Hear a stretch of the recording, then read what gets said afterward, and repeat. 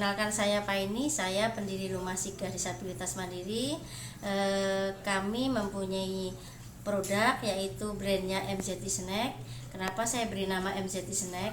MZI Snack adalah makanan yang diproduksi oleh kawan-kawan disabilitas yang produktif dan mandiri.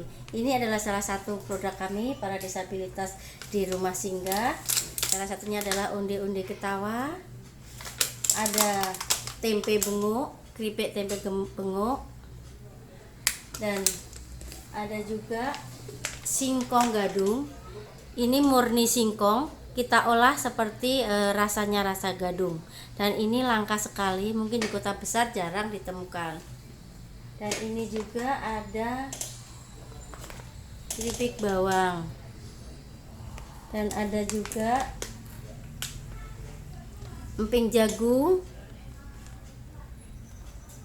dan masih ada beberapa produk yang lain, makanan siap saji itu dari pecelnya pun kami beri nama MZI Snack. Dan pecel ini selain pecelnya, kami juga menjual pecel yang sudah siap saji seperti kita kemas pakai ini. Dan juga masih ada beberapa lagi makanan yang lain, akan kami tampilkan di belakang.